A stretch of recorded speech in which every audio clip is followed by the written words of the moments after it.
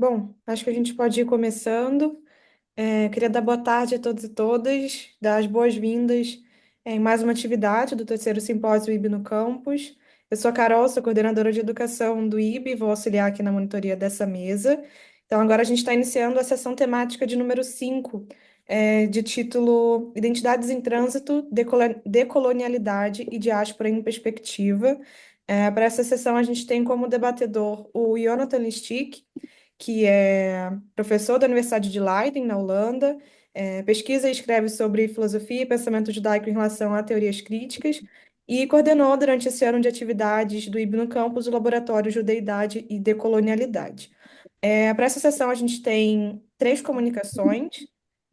Até aqui a gente tem. Só um segundo.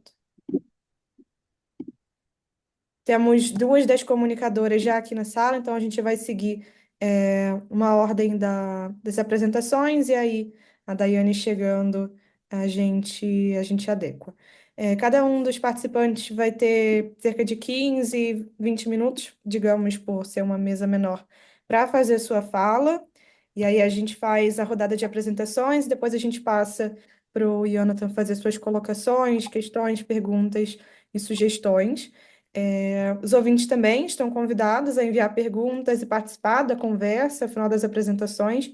Então, sintam-se convidados a colocá-las no chat ou sinalizar e levantar a mão para fazer, uma fala aqui com a gente. Eu vou mandar no chat o formulário de presença para essa mesa. Então, se vocês quiserem receber um certificado, de participação como ouvinte, assinem que a gente vai enviar ao final do evento, final do simpósio total. Então, eu vou começar aqui agora, então, chamando a Annelise Frois, que é doutora em antropologia social, coordenadora do laboratório do IB no Campus sobre novas formas de antissemitismo no Brasil e coordenadora do grupo de pesquisa Diálogos da Diáspora, Racismo e Antissemitismo, que é vinculado ao LABOR, Laboratório de Política, Comportamento e Mídia da PUC São Paulo. Hoje o trabalho que a Annelise vai comunicar chama-se Nunca Fomos Tão Coloniais: Diáspora Judaica, Antissemitismo e o Etnocídio que Não se Diz. Annelise, pode compartilhar sua tela? Fica à vontade. Muito obrigada. Obrigada, Carol. Vamos ver se vai dar certo, né? No teste que a gente acabou de fazer deu, mas a gente nunca sabe. Vamos ver se funciona aqui. Como eu tinha pensado em organizar, ficar mais fácil. Vou ficar em modo de edição, ver e voltar, né? Bom, então vamos lá. Primeiro, obrigada, pela oportunidade mais uma vez. É sempre uma alegria enorme, assim. Estava aqui pensando que talvez seja das pesquisas que eu tenho apresentado, né, pensando que esse é o terceiro ano do simpósio. Eu acho que ela é o trabalho mais incipiente, em sentido amplo, porque as pesquisas em 22 eu apresentei o que já era a minha pré-proposta de pós-doutorado. Ano passado eu apresentei os resultados parciais do meu pós-doutorado, que eu fui terminar só esse ano.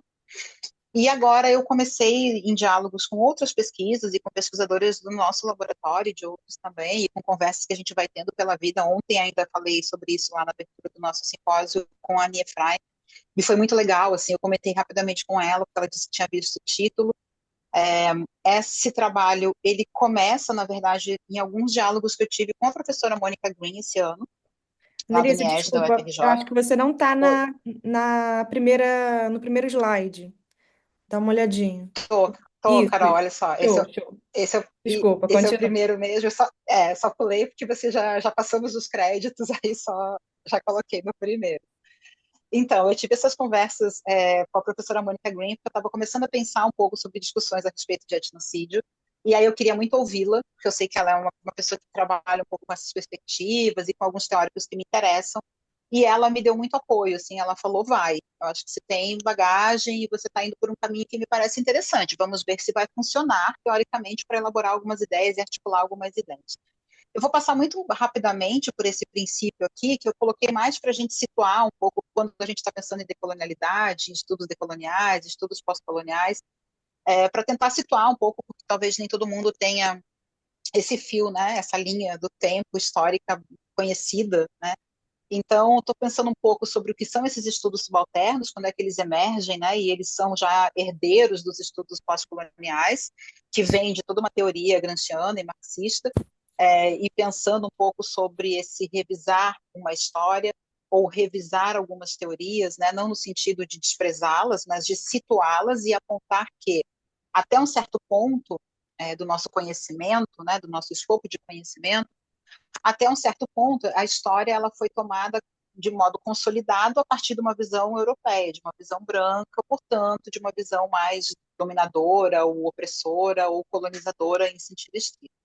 Então, estou contando um pouquinho dessa história aqui, como é que o pós-colonialismo vai se inserir, né, nessa esteira que vai dar origem depois aos estudos subalternos.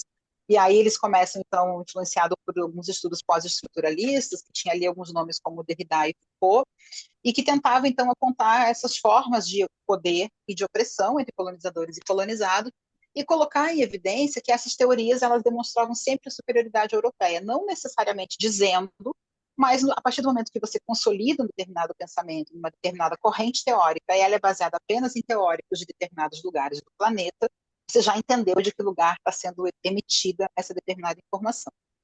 No campo do pós-colonialismo, a gente tem alguns nomes importantes, como o próprio Fanon, como a Aimé Césaire, como o Eduardo Said e outros.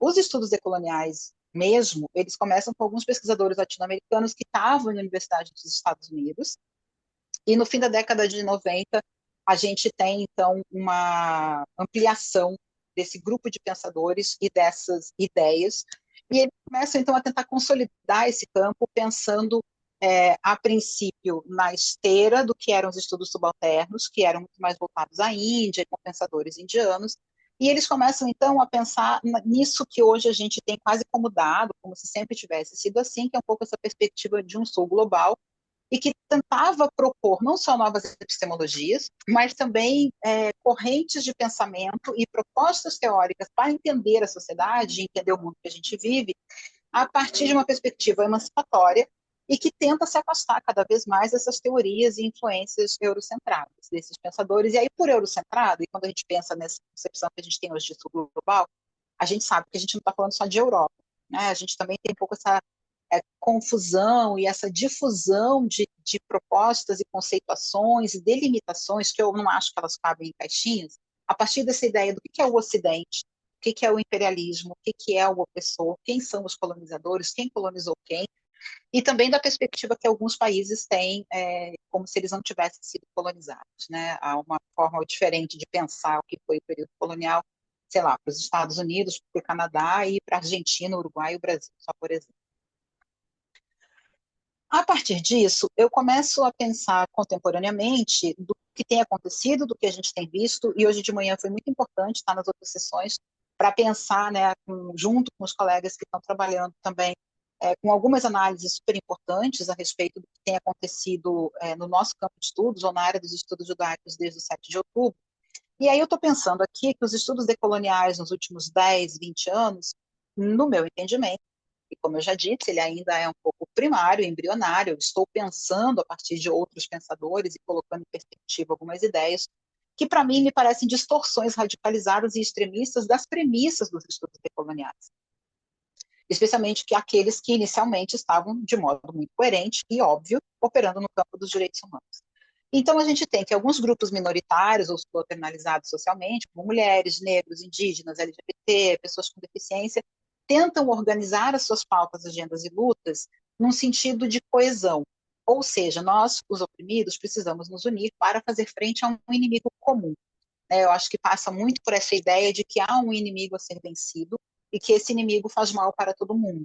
Então, nós precisamos nos unir a fim de derrotá-lo. E aí, esse inimigo pode variar, né, na sua identificação, na sua denominação, na sua nominação, de acordo com a perspectiva de quem o vê. De modo geral, ele pode ser tomado como capitalismo, como essa ideia do imperialismo, ou como esse colonizador branco europeu, seja ele quem for, em 2024. Uma coisa é nós situarmos no século XVI, XVII, quem eram os colonizadores brancos europeus, e hoje como é que é possível identificá-los, né? De quem nós estamos falando, de que Europa nós estamos falando hoje. Coloco então essa primeira pergunta, que é pensar quem é esse opressor. Que me parece que muitas vezes essa ideia de um opressor comum, ou que ele faz mal de modo massivo e muito pasteurizado, muito linear, esse inimigo ele faz mal para todos nós, os subalternos, os minorizados, as minorias, de modo igual. E eu não consigo acreditar que isso seja possível.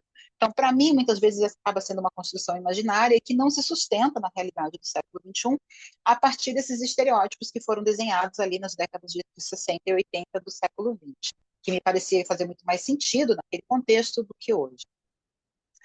A escolha de um inimigo comum para todos os colonizados pasteuriza, como eu já disse, a própria noção de colonizado ou oprimido. Ou seja, todos nós, grupos minoritários ou vítimas, entre aspas, de alguma forma, de opressão, seja ela o machismo, o capacitismo, a LGBTfobia, xenofobia contra povos originários também, me parece um pouco errôneo pensar que todos nós sofremos os efeitos desse inimigo comum da mesma forma. E eu acho que essa pasteurização da noção de colonizado ou oprimido leva ao fim e ao cabo, a sacralização de determinados grupos e a demonização de outros. É claro que isso passa por uma perspectiva também maniqueísta, mas não é muito do que eu pretendo falar aqui. Colocar essa ideia de um inimigo comum me parece que despreza todas as nuances humanas, os interesses políticos, sociais, econômicos e outros, e as realidades distintas entre nações e países. Na esteira disso que eu estou chamando de uma certa deturpação, né, um desvirtuamento das premissas dos estudos decoloniais, os grupos terroristas, e é sobre isso mais que eu pretendo falar daqui até o fim, enfim, até chegar na questão do genocídio, os grupos terroristas passam a ser lidos como resistência decolonial, como luta anti-imperialista e como aliados contra o poder hegemônico.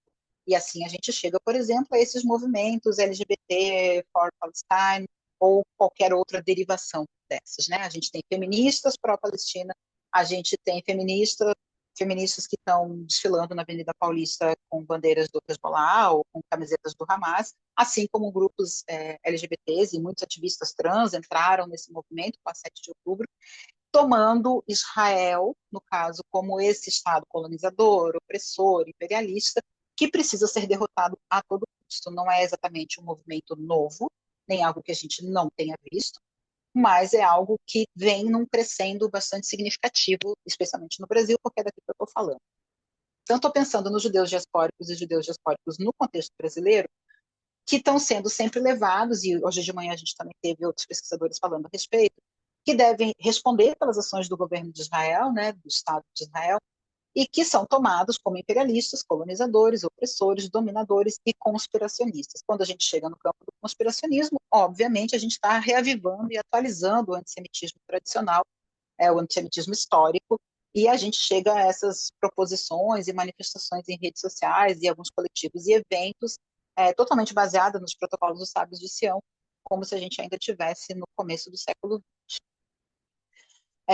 Trago, então, essa outra discussão, que é uma discussão que eu estou trabalhando num artigo sobre isso, mas que eu trouxe para cá porque é importante, tem sentido com o que eu estou trabalhando aqui, que é pensar que o Hamas em 2024 é muito parecido com o que a Al-Qaeda foi em 2001. Ou seja, eu tomo um grupo terrorista, poderia ser qualquer outro, né?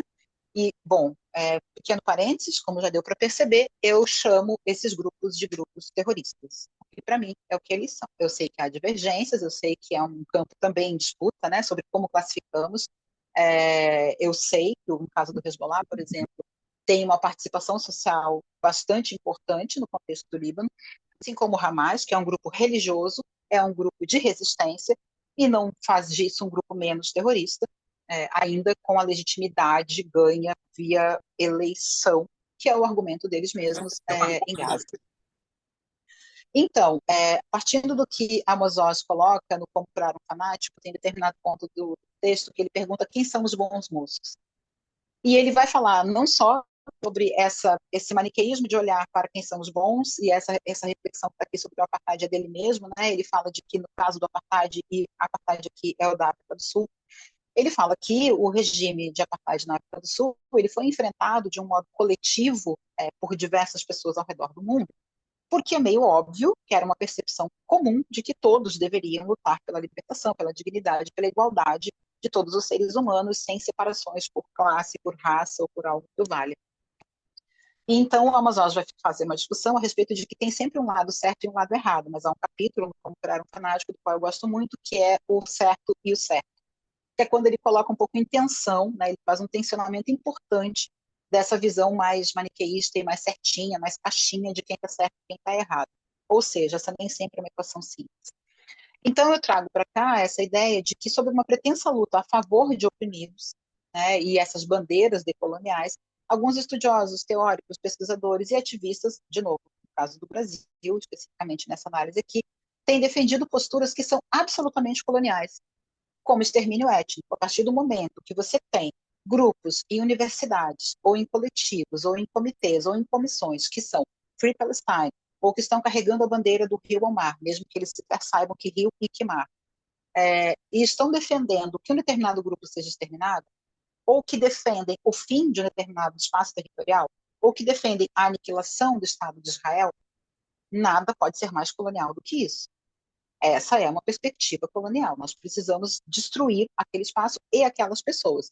Ou quando a gente vê outras manifestações, aí já no extremo do extremo, de precisamos caçar judeus. Precisamos expulsar os judeus do Brasil. Já fizeram isso com o IB, inclusive. Ah, porque o IB é um braço sionista, não sei o quê, precisamos expulsá-lo do Brasil. Isso é extremamente colonial. Porque você está defendendo extermínio étnico, expropriação territorial, substituição religiosa, por exemplo, que é um outro tema aqui.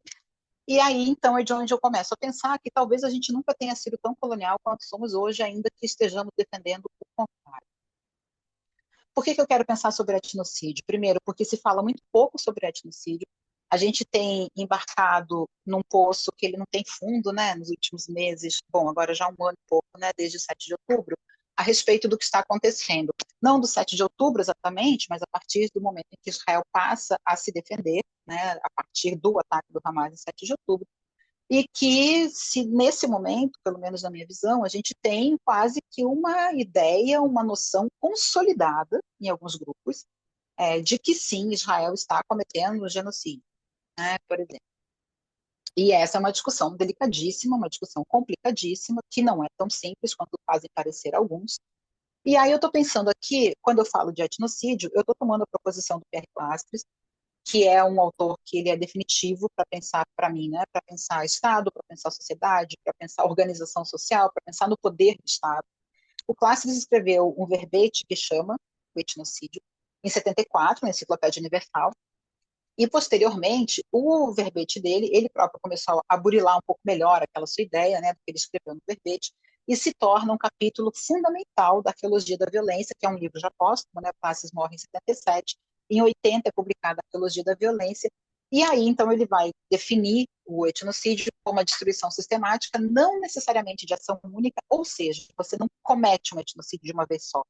Não é assim que funciona, ao contrário do genocídio, que pode sim ser perpetrado de um modo muito radical, num ataque ou algo do tipo, dependendo do potencial ofensivo de quem o pretende. O etnocídio é diferente, né? Mas ele trata-se, sobretudo, de destruir os modos de pensamento e a vida de um determinado povo ou grupo étnico. Ao contrário do genocídio, e essa é a noção fundante da minha discussão aqui, o etnocídio mata vidas, mas não necessariamente corpos. Ou seja, quando eu cometo um etnocídio, e um etnocídio pode levar anos para ser consumado, eu vou aos poucos afetando a existência de determinado grupo sem que eu precise necessariamente matar. Muito pelo contrário. Pode ser muito mais útil que eu os mantenha vivos, como no caso da escravização de pessoas negras, que passaram sim por muitas formas de etnocídio, dos seus modos de vida, da sua religiosidade, das suas crenças originárias, assim como os povos indígenas no Brasil. A partir do momento que você catequiza, que você traz o Deus cristão, branco, europeu, católico para aqueles grupos, que você dá a eles uma alma branca, católica, europeia, você sim acabou de cometer um etnocídio, porque você aniquilou, de algum modo, as formas originárias de existência daquele grupo. Você não precisou necessariamente fuzilar grupos étnicos inteiros de indígenas originários. Classes falam, então, sobre essa convergência entre a prática etnocidária e a essência centralizadora da sociedade com o Estado, né? A discussão primordial do Perclastres, para quem não leu, não conhece, enfim, é a discussão da sociedade com o Estado, e ele tem um livro clássico que chama Sociedade contra o Estado. Então, o Estado, para ele, tem a capacidade ilimitada de cometer genocídio de muitas formas, e aí ele vai trazer algumas, pensando no que ele está escrevendo nos anos 70, como o capitalismo, os modos de produção do capitalismo, e esse sistema que ele é desenvolvimentista, economicista, mas também tem outras várias formas. Por que é que eu estou pensando em etnocídio para fazer essa discussão aqui? Porque, pensando nos judeus diaspóricos no Brasil, mas ainda antes, né, eu tenho alguns vários exemplos que eu fui trazendo, e esses exemplos são os quais eu vou estar trabalhando de modo mais primoroso no artigo, né, completo, que eu vou entregar em janeiro, mas passam, por exemplo, pelas conversões forçadas, como durante o período inquisitorial católico, o silenciamento e perseguição, os diversos pogroms, deportações e a própria Shoah, aquela resolução da ONU que classificou o sionismo como prática racista e opressora, que deveria ser exterminada, e que ela foi levantada posteriormente, já nos anos 80 do século XX, mas que ela continua sendo sempre trazida de volta e reacionada, né? Se vocês olharem, por exemplo, manifestações do PCO, sei lá, só por exemplo eles, o tempo inteiro eles usam a resolução da ONU que classificou o sionismo como prática racista, opressora, imperialista, para se justificar da perseguição que eles têm exercido e do que eles chamam de antisionismo, e que a gente sabe que não raro é nada mais nada menos do que uma forma bonita de chamar o antissemitismo. A apropriação de simbologia e ritualística judaica por igrejas cristãs, evangélicas, pentecostais e outras denominações, a construção do Templo de Salomão, a forma como o próprio bispo Edir Macedo faz as suas pregações e os seus cultos, né, utilizando todo o paramento de um rabino, sem ser um rabino, sem ser sequer judeu, algumas deturpações e radicalizações dispensacionalistas, ainda o próprio dispensacionalismo não deixa de ser uma forma radical de entender algumas coisas, ou os livros, as teorias da substituição, o filosemitismo, que também não para de crescer, e a gente viu isso muito claramente entre 18 e 22 no Brasil, o uso indiscriminado de bandeiras de Israel em manifestações políticas de um determinado lado, e, por outro, a ostensiva presença de bandeiras terroristas e enaltecimento de líderes terroristas visando impor o medo e o silêncio aos judeus e judias diaspóricos no Brasil.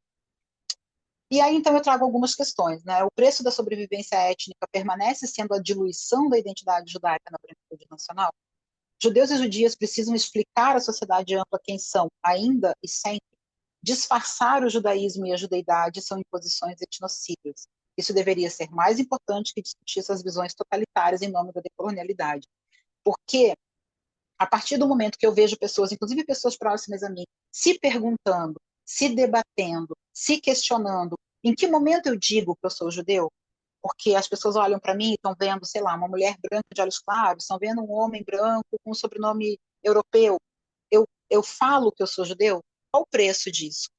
E eu vejo algumas pessoas defendendo ardorosamente que as pessoas fiquem quietas, que as pessoas não usem kippah, que as pessoas não demonstrem a sua judeidade, que as pessoas não falem sobre o seu judaísmo. E, com isso, estamos alimentando e retroalimentando práticas etnocidas. Nós estamos propondo um determinado grupo que ele não seja quem ele é para que ele possa sobreviver. E aí eu acho que a gente deveria, nesse momento, estar pensando um pouco mais a respeito dessas imposições etnocidas que buscam converter, que buscam silenciar, que buscam exterminar, sem que eu precise matar. Eu não preciso colocar judeus e judias no Brasil hoje dentro de um trem e deportar para um campo.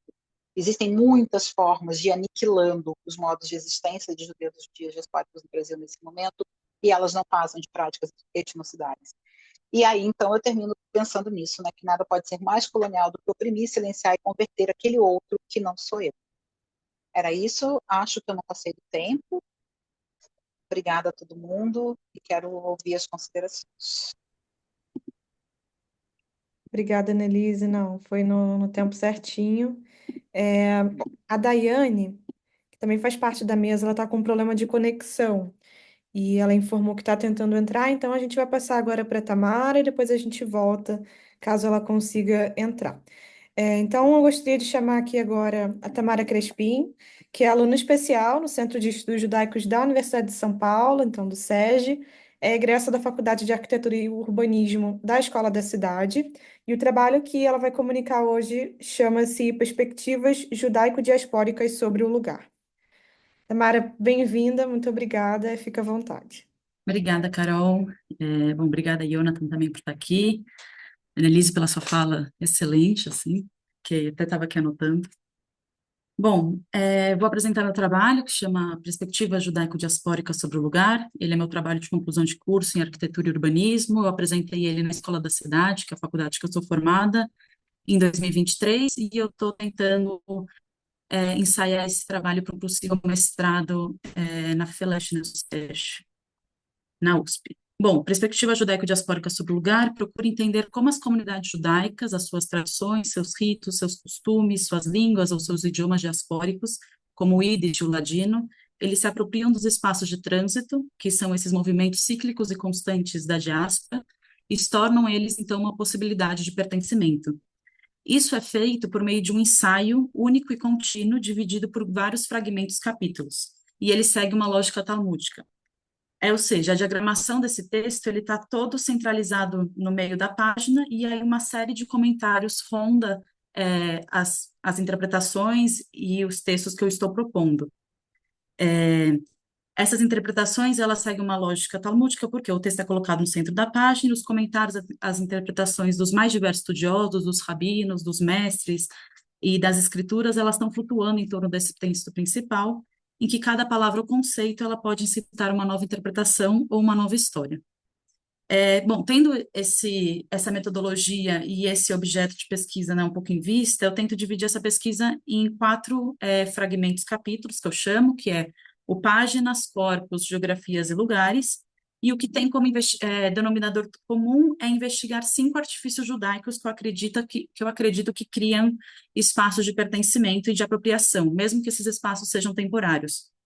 Então, no primeiro capítulo, o Páginas, ele investiga a importância que o judaísmo, né, a tradição judaica e a cultura dão às páginas da escrita, ou seja, como as palavras escritas ou faladas cosmogonizam o mundo.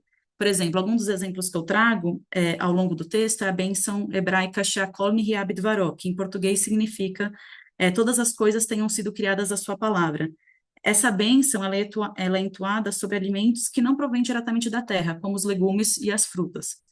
Ou seja, se segundo o mito da criação, Deus criou o mundo por meio de sua mão e da terra, que mudou o homem, todas as coisas que não vêm diretamente da terra, que é a Adamá, como carne, então carne de boi, frango, peixe, por aí vai, ou alimentos considerados mágicos, que é o chocolate, eles provêm da palavra divina, do sopro. Então, por isso, o Shakol Niyahed por exemplo, se não fosse o caso de vir da terra, seria a Boré Adamá, que vem direto da terra. Outro exemplo apresentado no capítulo, principalmente no página, sobre a cosmogonização do mundo a partir das palavras, é o fato de Deus, no judaísmo, ter 72 nomes codificados. 2 deles, os mais comuns, é Amakom e Hashem.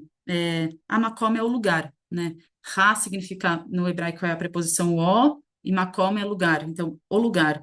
Ou Hashem, então, é o nome. Então, Deus é o nome e o lugar onde tudo acontece, onde está tudo que existe. Os judeus vivem na diáspora, mas vivem também em Deus. Se Deus é Hamakom, eles vivem em Deus ao mesmo tempo, porque Deus é o lugar onde está tudo.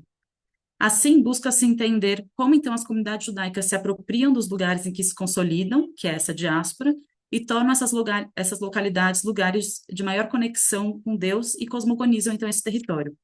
É por meio desse acionamento e desacionamento do sagrado, então, quando você pode acionar um objeto ou desacionar esse objeto, a cosmogonização desses lugares, que entende-se que o Deus judaico, então, ele é móvel, transitório, que acompanha essas comunidades nos movimentos das diásporas, sejam elas diásporas voluntárias ou diásporas forçadas.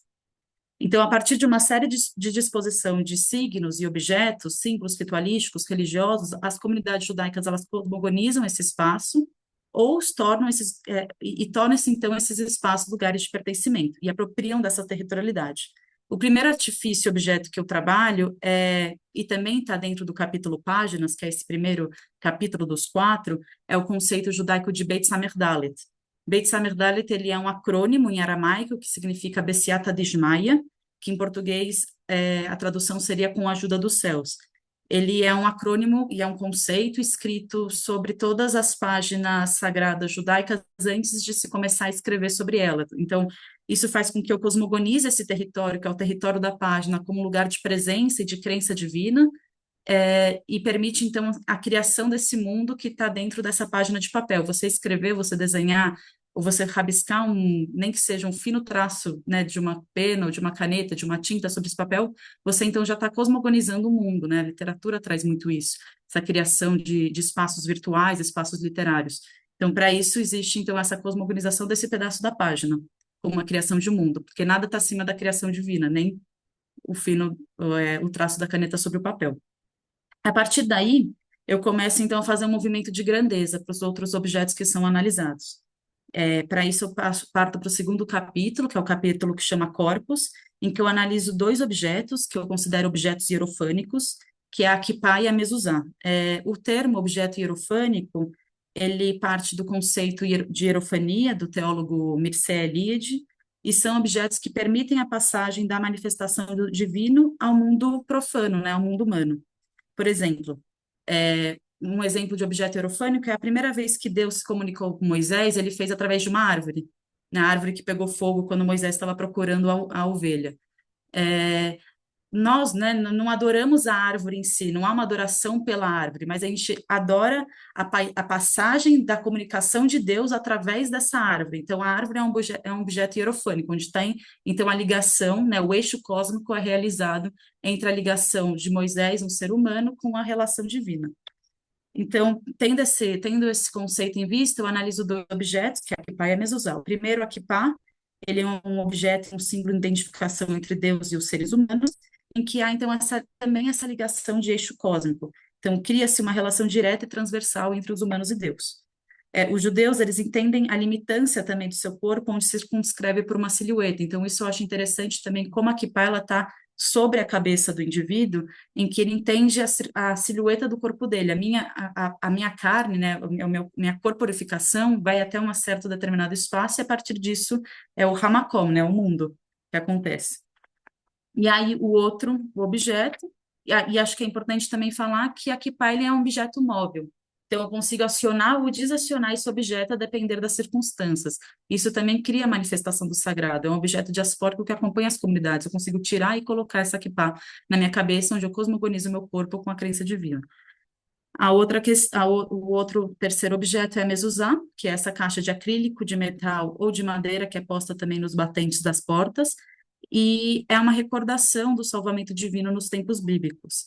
Então, durante a 10ª praga do Egito e a descida do anjo da morte para o assassinato dos primogênitos, então Moisés aconselha para que o povo que estava sendo escravizado no Egito pinte os batentes das suas portas com sangue de carneiro.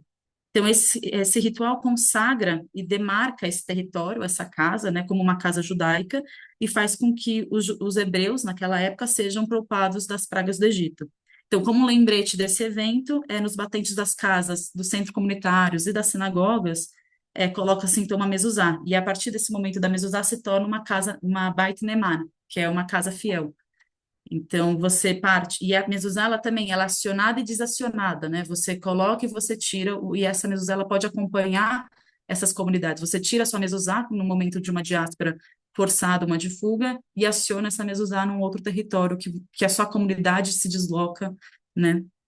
Bom, a partir disso eu vou para o terceiro capítulo, que é Geografias, que é um capítulo que eu me dedico a estudar e a analisar exclusivamente o Eruv.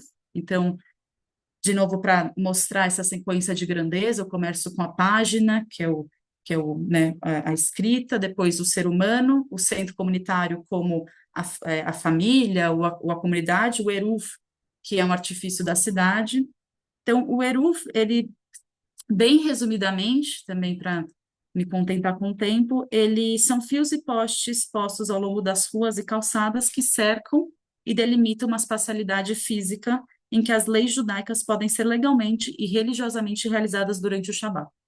O Shabat, ele é o 7º dia da criação divina, momento em que Deus não criou mais nada, contemplando o mundo e suas coisas, e é um dia exclusivamente dedicado ao descanso religioso e espiritual.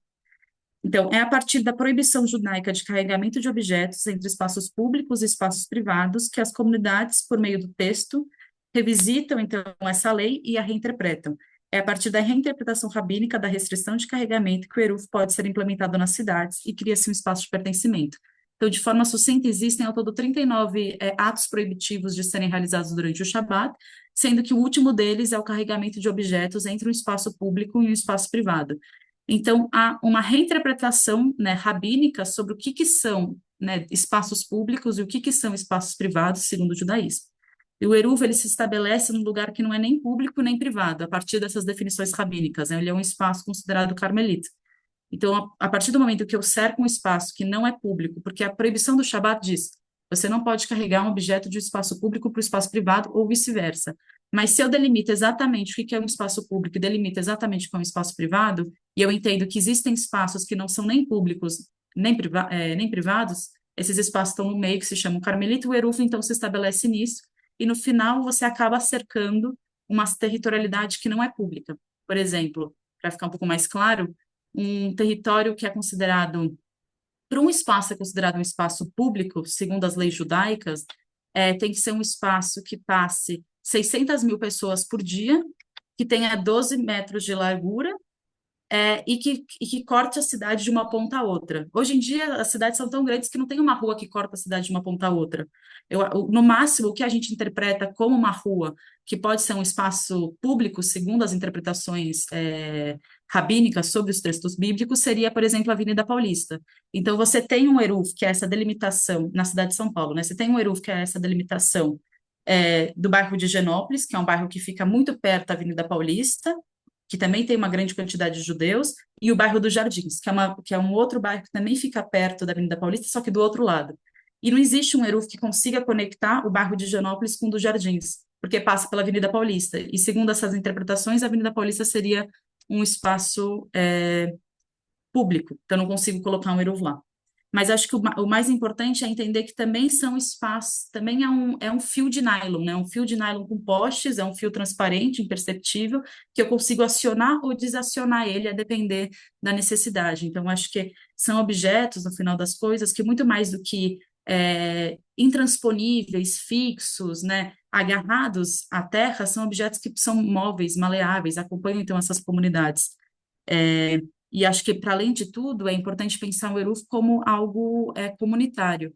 Se você pensar que nas comunidades, quem utiliza mais o Eruv, então, são as comunidades ortodoxas, porque as comunidades reformistas ou Massorti ainda reinterpretam sobre o carregamento no Shabat, o que é isso, se pode, se não pode, mas o Eruv, então, ele serve como uma aglomeração comunitária, que permite com que pessoas que usem cadeira de roda, ou que usem bengala, ou pais, tios, avós com filhos pequenos consigam sair de suas casas levando o seu filho, porque o filho também é considerado um objeto, para a sinagoga.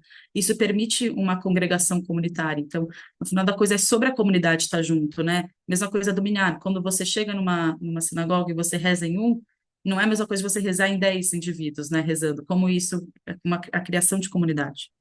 E no meu último capítulo, que é o Lugares, eu uso de referência o livro Estar Vivo, do antropólogo Tim Ingold, em que ele diz que a experiência nômade, no caso, a experiência da diáspora, né, e nesse caso do peregrino, é uma experiência muito mais situante do que situada.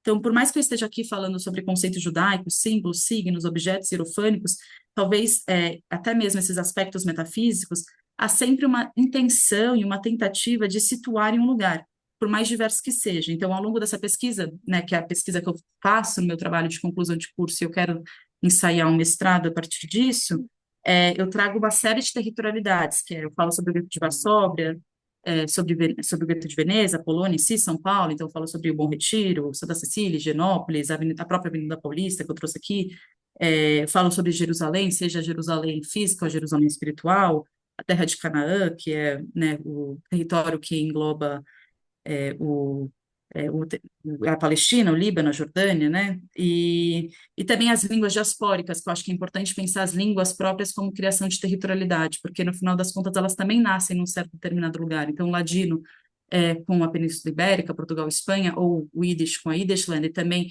pensar nos laços familiares e na questão de traços culturais como um lugar de pertencimento que também é diaspórico, né? Você também é um indivíduo nômade que acompanha essas comunidades. Bom, no final das contas, o que eu quero dizer é que a experiência judaica ela não é situada, mas ela é situante. Está onde as comunidades se estabelecem e é onde elas criam esses territórios de pertencimento. Nesse último capítulo, que é o Lugares, que eu também trabalho com essa ideia de Hamakom, né? Então, Deus como lugar, eu entendo que a diáspora, ela vira o próprio lugar. A ideia de lugar permite com que os judeus e a identidade judaica estejam sempre no seu mundo, em contato direto com Deus. Então, se você pensar que Beit Hamikdalet, a Kippah, a Mezuzá, o Eruv, são esses artifícios que acionam e desacionam sacralidades, criam ou descriam esses espaços de pertencimento, então você está sempre criando esse lugar de pertencimento frente a essa tentativa de fuga da abstração do espaço, né? Quando você cosmogoniza um lugar, ele se torna, então, quando você cosmogoniza um espaço, ele se torna, então, um lugar, ele foge dessa abstração. Bom, e antes de finalizar e agradecer, eu queria compartilhar, né, que eu acho que essa pesquisa, que foi o meu trabalho de conclusão de curso, ele foi uma tentativa minha própria de entender a minha condição judaica na diáspora e essa possibilidade de viver o trânsito e entender sempre a diáspora como uma possibilidade. Obrigada. Obrigada, Tamara. Bom, Daiane chegou, então a gente vai passar a palavra para ela. A Daiane é doutoranda no programa de pós-graduação em História Social pela UFRJ e é pesquisadora do Núcleo Interdisciplinar de Estudos Judaicos, UNIEG. Hoje ela participa com a gente com a comunicação de título Quem é o Judeu Árabe? Reflexões sobre as ambiguidades dos judeus magrebinos na obra de Alberto Memmi. Daiane, seja bem-vinda, muito obrigada pela participação e fica à vontade. Obrigada, Carol. Quero pedir desculpa primeiro pelo atraso gigantesco. Eu fiquei sem conexão e foi horrível para voltar. Quero cumprimentar a Carol e o Jonathan. O pessoal do Labo, que eu estou muito feliz de rever a Nelise, de Joseph, Gabri, Anitta. É muito bom ver vocês de novo. Eu vou compartilhar a minha tela, só um minutinho. Hum, Vocês estão conseguindo ver? Sim, está Acho que carregando, já já deve aparecer.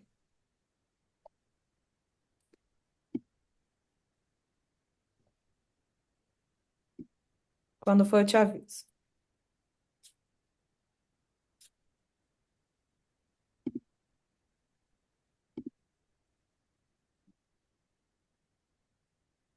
Acho que está carregando.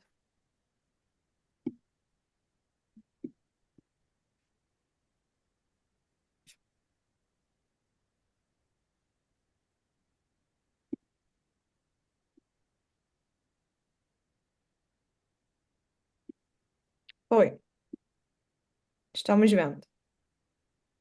Peraí, que eu aqui não tô vendo agora. Só um minuto. Tá bom, fica à vontade.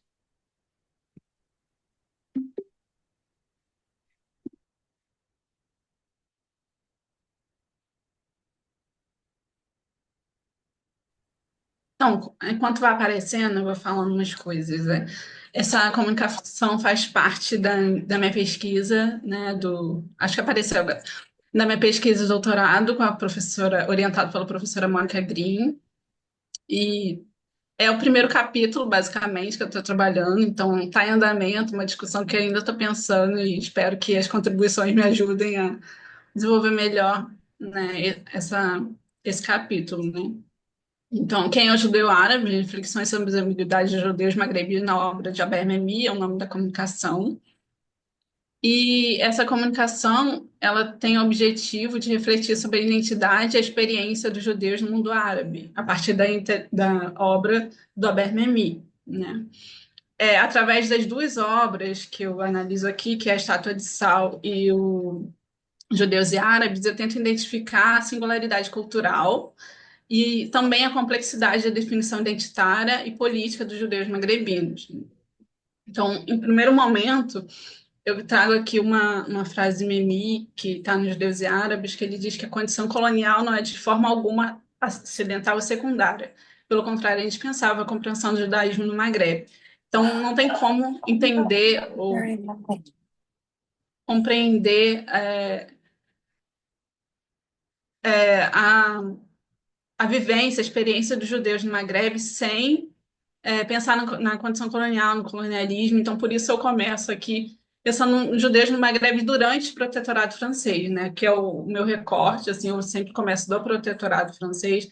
A minha pesquisa toda, acho que desde antes do mestrado, eu levo alguns anos assim pesquisando o colonialismo francês. Eu pesquisei na Argélia e agora eu vou para a Tunísia, muito pelo meu objeto, que é o BMMI. Então, a gente tem que, durante o protetorado francês, as condições dos judeus era ambígua, né?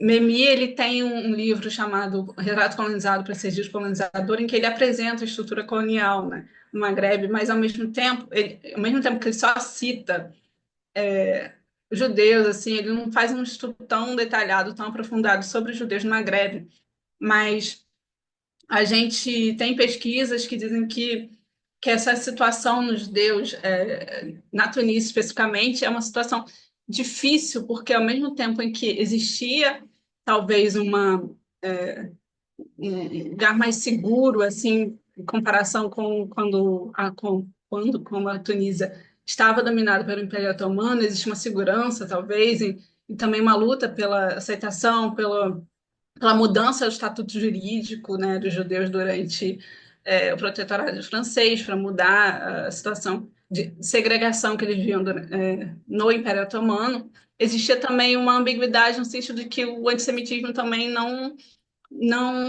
parou, né, de existir. A gente teve Vichy também, né, a Tunísia foi invadida pelos alemães, então existiu a questão dos campos de trabalho forçados na Tunísia. Então, o protetorado francês, em relação à comunidade judaica tunisiana, né, foi ambíguo, até também nesse sentido, né? E também a gente tem a posição dos judeus como um grupo, uma comunidade que também estava lá entre, né? Não é muçulmano, tão cidadão de segunda classe como os muçulmanos, mas também não estava na elite como os colonizadores, né? Então, a gente tem que as divisões, existe uma divisão, né, dentro do protetorado, e à medida que o movimento nacionalista vai aumentando e também as promessas dos franceses em relação aos judeus, a mudança do estatuto dos judeus na Tunísia vão não sendo cumpridas, né, nesse sentido. Então, a comunidade judaica ela se divide, né, em vários grupos, né, da Tunísia. Tem aqueles que continuavam fiéis à França, aqueles que aceitavam a assimilação ou que tentavam tinha alguma esperança em relação à assimilação, né? Em relação também a se tornar cidadãos franceses, que a questão da cidadania era um ponto muito importante, né? E os que se voltaram também para o movimento sionista, para o comunismo ou para o socialismo, e aqueles que optaram por se juntar aos muçulmanos em prol do movimento nacionalista tunisiano. Então, o MEMI é um desses que se juntou, né, ao movimento, ele apoiou o movimento da independência tunisiano, né, apresentando um pouco dele. Ele nasceu na Tunísia, ele morreu em 1920, ele morreu em Paris, né? Isso explica muito, né, dessa ideia de comunidade que eu tento trazer aqui, de como que a comunidade judaica era ambígua, né, na Tunísia, né, a ideia de onde ele nasceu, em Ara, né, perto do gueto, onde os judeus ficavam, né, segregados durante o protetorado, e morreu em Paris, ou seja, existiu esse deslocamento que diz muito dos judeus, de modo geral, da Tunísia, né? Ele é um exemplo, assim, ele é um modelo de como essa comunidade lidou também com essas ambiguidades, essas dificuldades de identidade e também dificuldades políticas também, né? Ele cursa, né, a Aliança Israelita Universal, que é uma instituição francesa para os judeus, né? Aí ali ele conhece mais a cultura ocidental, aí ele começa a falar francês, né? Deixa o árabe, né, em segundo plano, ele se assimila, entre aspas, de alguma forma. Né? Em 33 ele participa de um movimento de juventude judaica, em 44 ele vai para a Argélia e cursa filosofia. Né? Aí, como eu disse, a invasão da Tunísia pelos alemães, então ele é fichado como ativista comunista. Depois ele vai para a Sorbonne, retorna para a Tunísia, participa, né, desse movimento, apoia o movimento nacionalista, e depois ele vai da independência, ele se exila na França. Né? E outra frase que eu quis trazer, que exemplifica um pouco essa ambiguidade dos judeus e como que é. A questão é que eu quero trazer muita de como que a cultura árabe não deixa de estar na obra de Mimi, nem no pensamento e nem na fala dele. Eu não consigo não ver essa identidade, né? Tem um artigo que ele diz que ele quer ser tudo ao mesmo tempo, que ele chega na França e pergunta por um filósofo intelectual franco-israelita, e ele diz, seja tudo ao mesmo tempo, né? Então ele diz que ser judeu não é simplesmente uma afirmação mais ou menos romântica, é um fato. Seria indigno de nossa parte e absurdo esconder. mas, portanto, somos judeus, mas também somos tunisianos mais antigos, adotando todos esses sucessivos traços culturais que marcaram esse país, o cuscuz e albornoz, a vestimenta, que, a propósito, são provavelmente púnicos, a cesta e o jasmim, o gosto pelo mar e o medo do sol.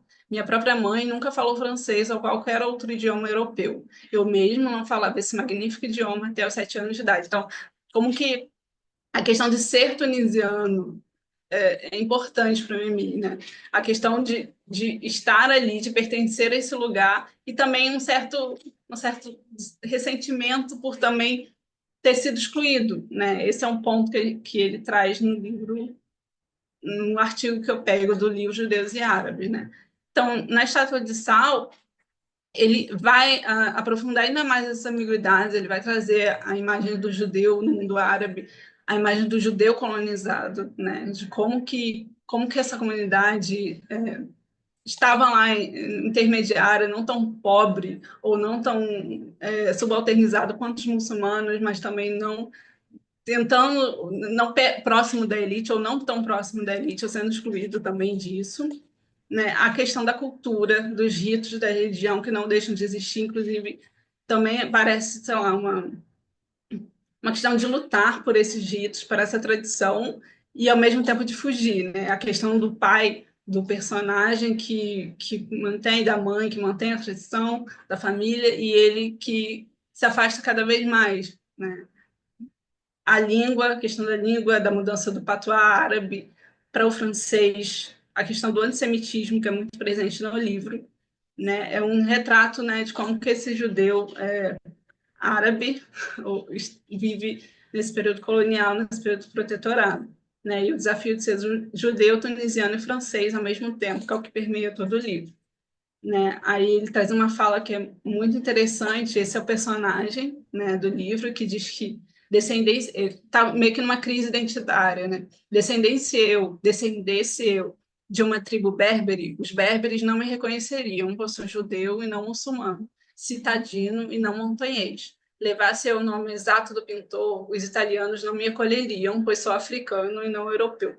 Sempre voltarei a ser Alexandre Mordecai, Alexandre Benillush, nativo do país da colonização, judeu no universo antissemita e africano no mundo no qual a Europa triunfa. Então, um personagem que é meio que autobiográfico de Memmi está sempre entre esse mundo da colonização, do judeu no universo antissemita e de África, né, africano, enquanto essa Europa triunfa.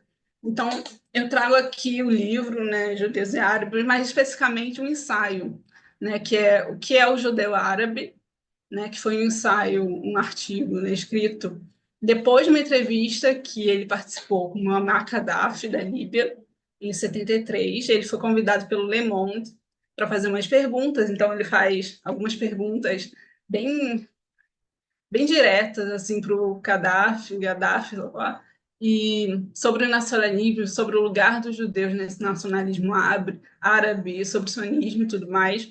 Mas esse artigo especificamente foi encomendado por essa revista é uma revista judaica, e essa revista convidou Memi para discorrer sobre justamente as relações entre judeus e árabes, meio que para ele está quase respondendo também um pouco das perguntas que ele fez para o Gaddafi nesse artigo, nesse texto que eu trouxe. Ele foi publicado em janeiro de 74 nessa revista e depois incluído no livro, né? O que ele traz nesse artigo, né?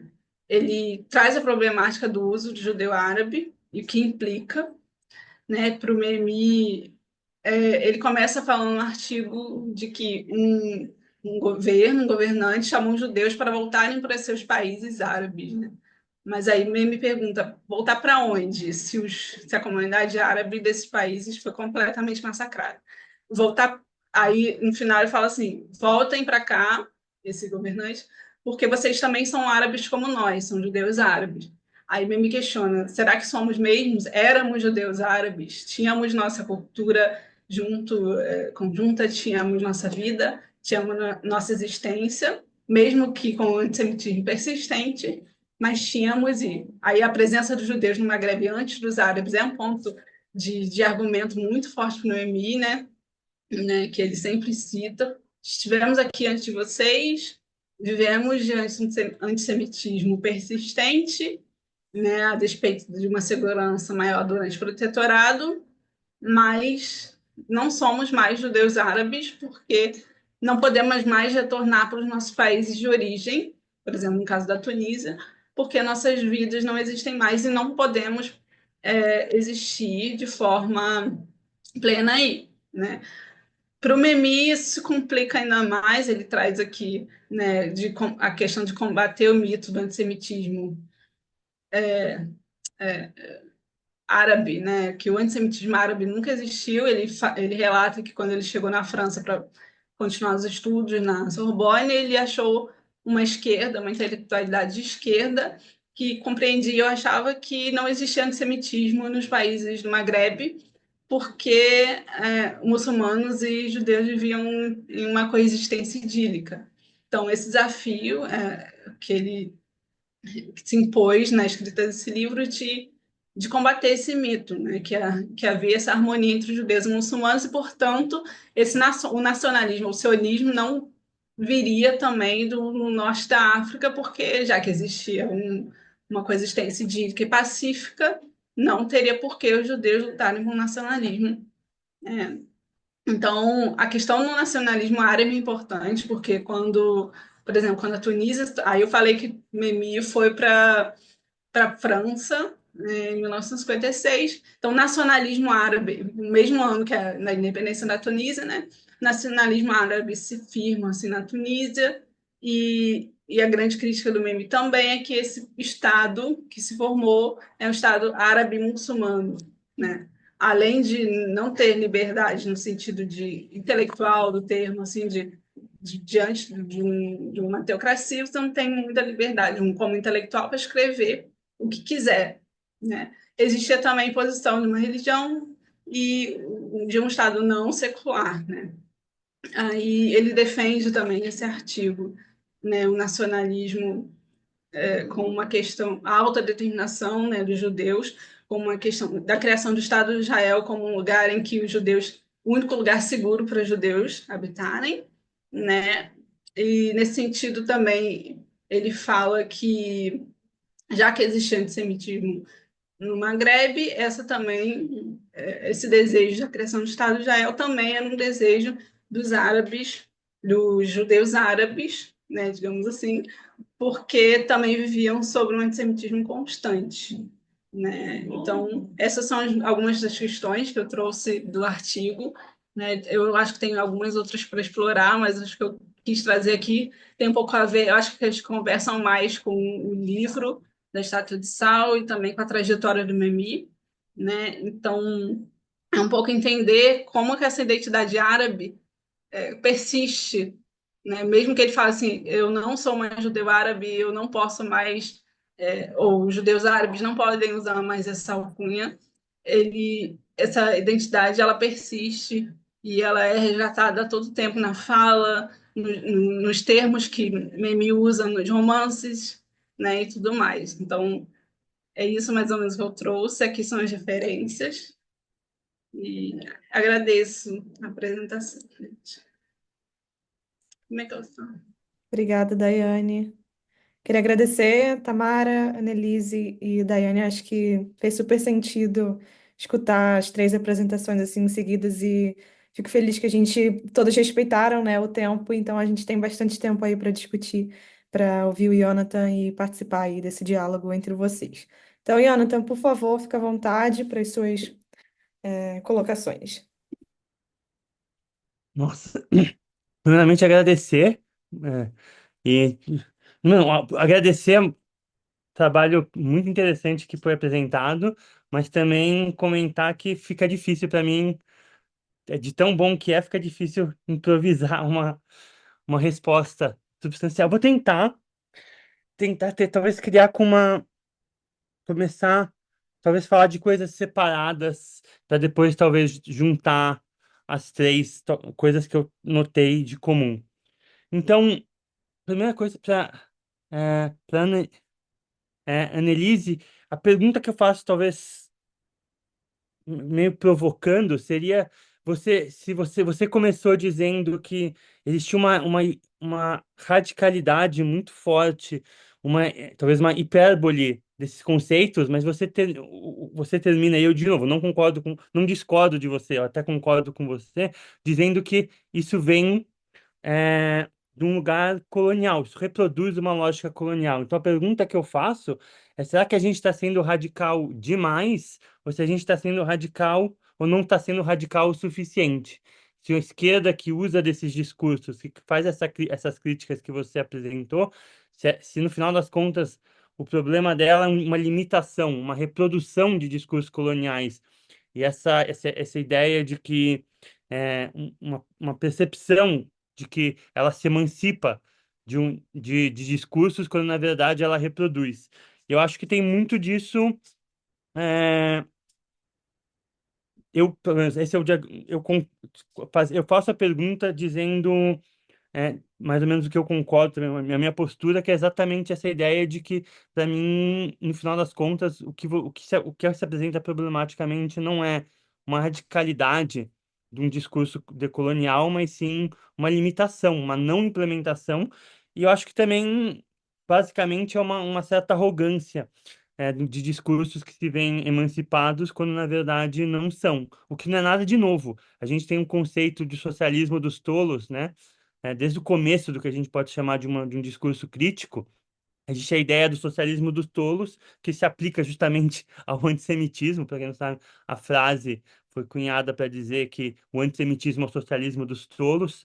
Então, essa ideia de que existe uma esquerda supostamente emancipada, iluminada, é, que se vê como a luz das nações, essa postura de arrogância, ela não, de novo, não é nova na esquerda, e eu diria que o problema justamente é que a esquerda não consegue superar essa arrogância e reproduz, para começar, esse eurocentrismo que você começou de uma forma brilhante. Reproduz essa lógica civilizatória, onde a esquerda se diz o motor, da história e carrega a tocha do futuro diante de uma população. Eu acho que isso aparece em muitas lojas, a gente pode desenvolver isso, mas aparece. Eu vou voltar nesse tópico, eu acho que é uma coisa que aparece nas três apresentações, mas que, para mim, me tocou bastante.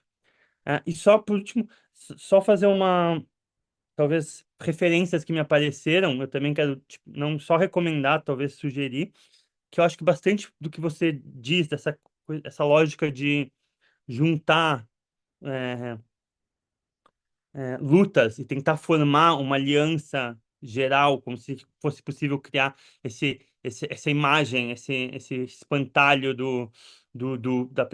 da figura, é, do, do vilão contra o bom mocinho, essa figura do herói versus o vilão de filme. E eu uso esses termos de forma proposital, justamente porque eu acho que vem de uma lógica hollywoodiana, uma lógica simplista, a gente diria até uma lógica, muitas vezes, de novo, capitalista, de que existe.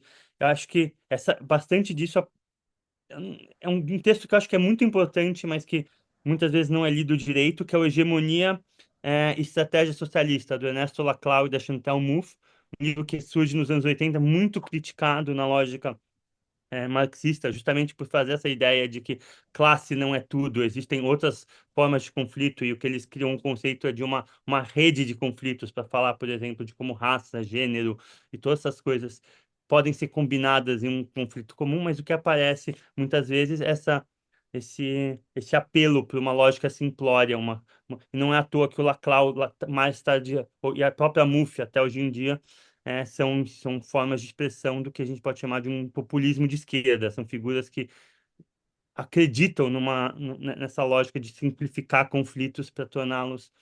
Eu diria que nós, justamente, não é, não acho que não dá para culpar eles, mas acho que é uma lógica que surge daí.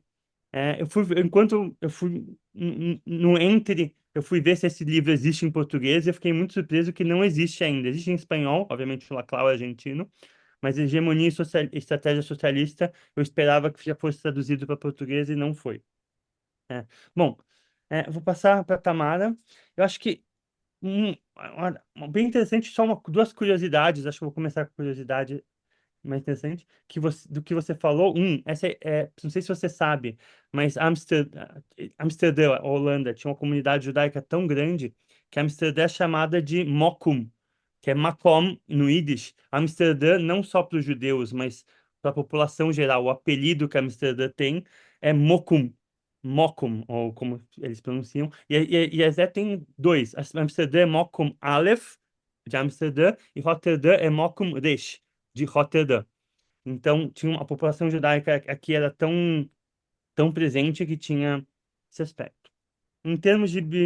que eu acho engraçado, acho só interessante se pensar isso. Em termos de é, sugestão, eu pensei justamente no Traveling Homeland, do Daniel Boyarin, que ele fala justamente do Talmud como é, um homeland que viaja com a gente. Eu acho que aparece, e não é à toa que ele usa disso, porque acho que essa ideia do Talmud como um espaço, é uma como você mencionou, que é uma dinâmica bem interessante de se pensar. O Derrida, por exemplo, fala da Cora, né? O texto dele sobre Cora como espaço, e o livro dele, o Glass, que é escrito nos modos de uma página do Talmud. Então, se você abre o Glass, ele é escrito.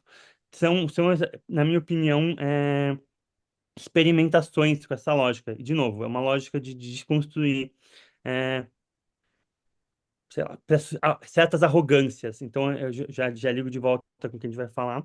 Mas o que me fez pensar são duas coisas que eu acho que eu achei interessante. Um é pensar, você falou da kippah, mas eu acho que pensar também o tefilim, isso é como algo que eu acho que talvez mais simbólico, mais ativo, porque também tem a conexão com a mezuzá, né? A mezuzá e o tefilim são partes do Shema, então uma das obrigações vem justamente do que você falou do sacrifício de Pessah que a gente põe na batente, mas a mezuzá também está no Shema, assim como o Tefilim, que eu acho que é justamente uma ativação.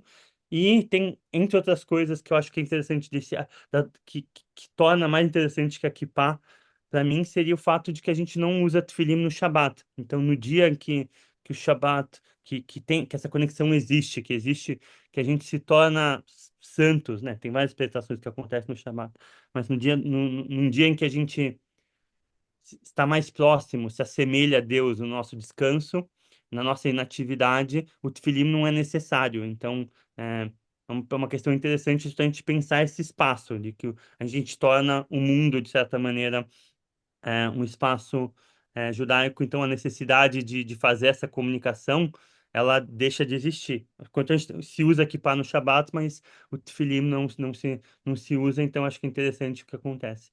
E eu acho, mas só para impressionar você um pouco também nessa questão quando você falou do Eruv, como esse espaço entre, eu acho que é uma análise interessante, mas me ficou uma pulga atrás da orelha, porque precisa, para mim, ter uma clarificação ou uma precisão no que significa esse espaço entre. Porque se você pega o Marco Auger, não sei se você conhece, quando o Marco Auger fala sobre o não espaço, e que ele cita, por exemplo, hotéis e aeroportos, esses espaços entre o público e o privado, esse espaço que não é de ninguém, se assemelha muito a essa descrição, mas eu acho que o Iruvo não é um shopping center, que é um espaço de nada, essa neutralidade não é a mesma. Eu acho que é importante ter essa distinção, pelo menos se eu fosse seguir o caminho que você está pensando, para mim seria incômodo pensar essas duas coisas, né, na mesma chave. Não sei se te incomoda também, se a gente pode discutir isso mais à frente, mas intuitivamente eu pensaria que justamente esse não público, esse não privado, ele tem um interesse diferente.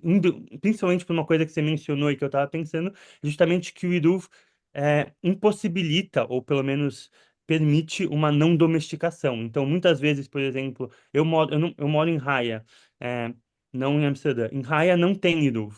Então, na sinagoga ortodoxa, muitas vezes as mulheres não participam do serviço porque elas não podem chegar no serviço no Shabat. Eu diria que isso é uma forma de domesticar, exatamente de reproduzir uma lógica conservadora e não democratizante. Eu acho que o Iruv, pelo menos o que eu entendi do tom que você descreveu ele, tem essa proposta. E eu diria que um shopping center, um aeroporto, um hotel, não. Então, eu acho que se a gente quer capitalizar mais ou usar o Iruv como uma categoria mais desafiadora, essa noção de diáspora como uma noção que cutuca mais, essa distinção se torna importante. Bom, para a Daiane, a gente já conversou antes. Eu acho sempre interessante ouvir esse interesse em mimimi se desenvolver. Eu só começar com uma pergunta que me lembrou muito, ou uma coisa que me veio à cabeça, que é coisa que você mencionou, que é o filme Wedding Song, da Karim Albu. É um filme que se passa justamente na Tunísia, na ocupação nazista, e conta a história de duas amigas, uma judia e uma muçulmana, melhores amigas, e o que acontece com a relação delas durante esse período. É um filme francês de 2008, é, muito bonito, eu acho muito interessante, que eu acho que com- dá uma boa relação com o que o Memmi descreve. E também eu acho que é interessante também, bom, interessante para mim pensar eh, duas coisas que eu vou começar com a primeira que eu acho que é a última conecta, que é o quão eu acho que falta o quão essa identidade judaica ela é liminar. O fato, por exemplo, do Memmi aprender francês aos 7 anos de- é, é- parece trivial, mas é uma coisa muito importante, porque a gente pensa que os judeus que viviam lá falavam francês, falavam árabe, mas não é esse o caso. Se falavam árabe, eles já eram parte de uma inserção cultural que a maioria não tinha. A família do Memi, não, pelo que ele descreve, não falava nem árabe nem francês, falava a língua local dos judeus. Então, os judeus eram de lá, mas de certa maneira não eram. O fato do Mami falar francês é uma saída, do mesmo jeito que, sei lá, a gente pensa que no Brasil a gente pode ver uma transição entre uma geração que fala inglês desde muito cedo e uma geração que não falava inglês, ou que se falava inglês era o falar o inglês era uma coisa extraordinária. Do mesmo jeito, eu acho que para a gente, talvez tenha ficado mais claro, vamos ver o que vai acontecer na geopolítica normal, que é do inglês.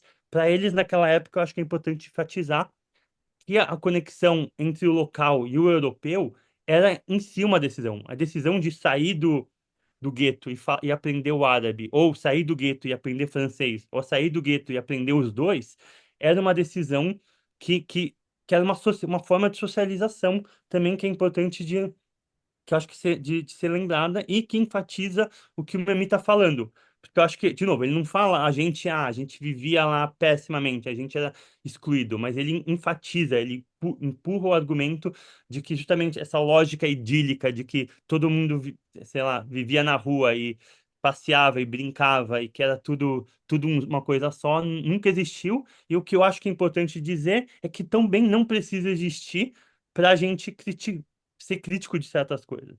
Porque eu acho que a gente, retornando para a pergunta do começo, que essa lógica colonial de que a crítica só pode existir se existe uma originalidade pura. Então, se qualquer coisa que se diz sobre como a relação entre judeus e árabes era no Maghreb automaticamente legitima uma colonização, automaticamente legitima o sionismo, automaticamente legitima ah, uma defesa absoluta do que Israel faz, ou o fato de Israel ter salvado os judeus do Maghreb, não, essa lógica de uma pureza original, de um nobre selvagem, é uma lógica colonial. E eu acho que quando a esquerda, eu acho que o Memir aponta para essa, que ele enfrentou essa lógica numa esquerda nos anos 60, nos anos 70.